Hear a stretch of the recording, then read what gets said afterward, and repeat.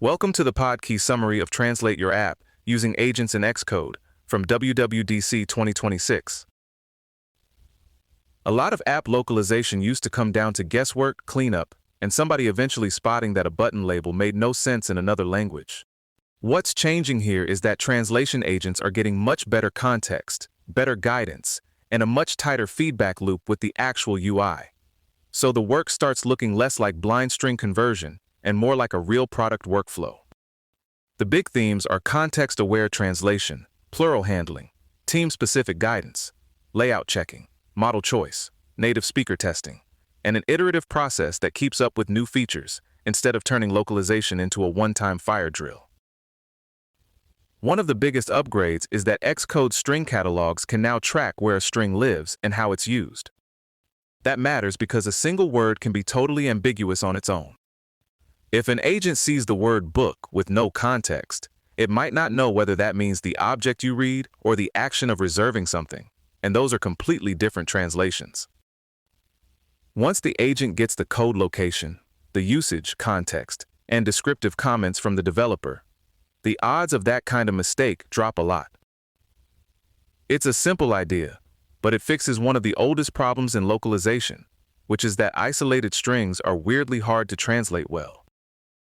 The workflow also splits translation across subagents, but they're not flying blind. They get batch context, placeholder patterns like %old, and the plural requirements for the target language.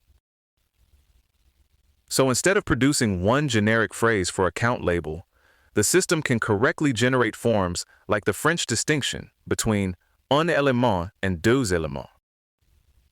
And importantly, it doesn't assume every language handles plurals the same way. The system figures out how many plural variations a target language actually needs, which is a big deal for languages with more complicated plural rules than English.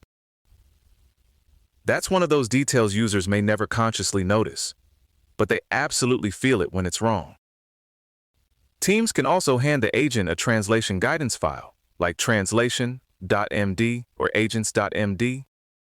That file can include glossaries, tone guidance, and words that should stay untranslated.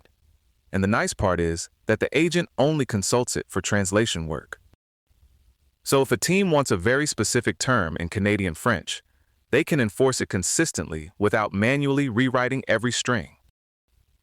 The example here is preferring a traits over the more literal landmarks, which is exactly the kind of choice that separates technically translated from actually natural. It also means teams can preserve product voice instead of hoping the model stumbles into the right wording every time. This is where it gets especially practical. After generating translations, a coding agent can render the interface in the target language and check for truncation or layout problems. In the example, Canadian French text overflowed a button width, which is painfully normal in localization work. The useful part is the feedback loop. Developers can decide whether to widen the UI, ask for a shorter translation, or fix an implementation bug before anything ships. That turns localization from a spreadsheet exercise into something connected to the real product, which is where the trouble usually shows up anyway. There's also a very grounded reminder here that the workflow is only as good as the model behind it. For translation, especially across lots of strings, you want models with large context windows that can hold on to terminology and style over a long request. Consistency is half the battle, and small context models tend to lose the plot faster. It's also worth being realistic about language coverage. If a target language is underrepresented in training data, the quality may dip, so developers are advised to check provider documentation and choose models that are known to perform well for the languages they actually support. Even with all of this automation, nobody's pretending the agent is the final authority. Test flight is still a key part of the process because native speakers can send back screenshots and suggestions when something sounds off or feels culturally awkward. That's especially useful for catching the sort of subtle phrasing issue an automated system might miss, like whether a term such as landmarks really fits the local audience. In other words, you still want human judgment in the loop, just later and more efficiently. That's probably the healthiest version of AI help in this space. Good at the heavy lifting, humble about the last mile. The broader workflow is iterative rather than one and done. For each new feature, developers can start a new conversation with the agent, let it discover new strings, reuse existing translations, and add the right plural forms as needed.